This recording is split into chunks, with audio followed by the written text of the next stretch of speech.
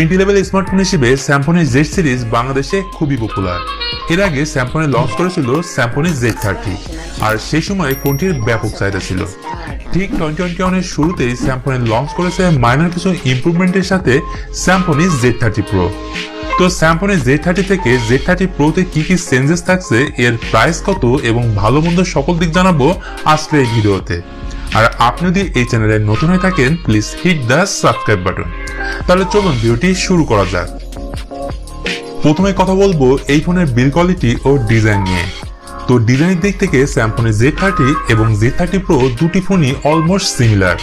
So 2021 সালে এসে স্যামসংয়ের উচিত ছিল অ্যাটলিস্ট এর ব্যাক প্যানেলের ডিজাইনে কিছুটা পরিবর্তন আনা, বিশেষ করে এর ক্যামেরা মডেলটি।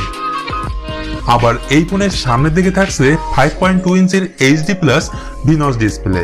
এর স্ক্রিন টু বডি রেশিও 85% এবং 269 ppi পিক্সেল ডেনসিটি।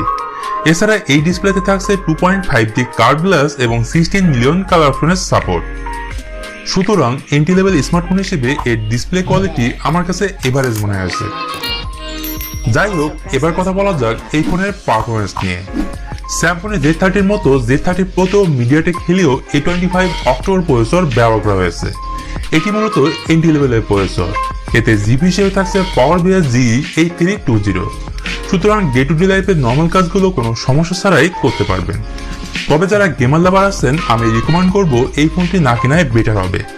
এর পাশাপাশি র্যাম ও রম হিসেবে থাকছে 4GB LPDDR4 র্যাম ও 64GB ইন্টারনাল স্টোরেজ, যেখানে স্যামসং Z30 ছিল 3GB 32GB র্যাম ভেরিয়েন্ট। আর এটা হলো এই ফোনের মেইন আকর্ষণ।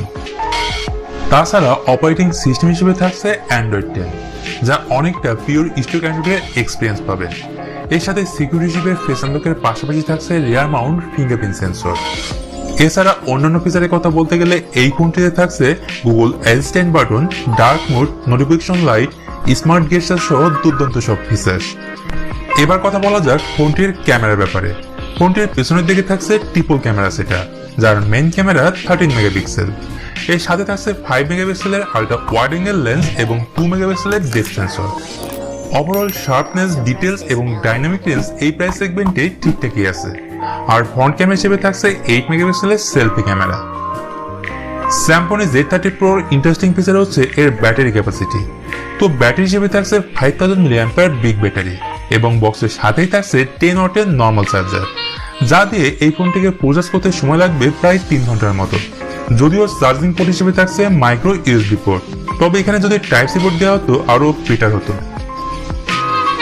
বর্তমানে Samsung Z30 Pro 4GB 64GB দাম রাখা হয়েছে 10,890 টাকা, অর্থাৎ প্রায় 11,000 টাকার মতো। এখন আসি এই ফোনটি মূলত কারা কিনবেন। যদি আপনি স্যামসংয়ের ফ্যান হয়ে থাকেন তাহলে এই ফোনটি নিতে পারেন।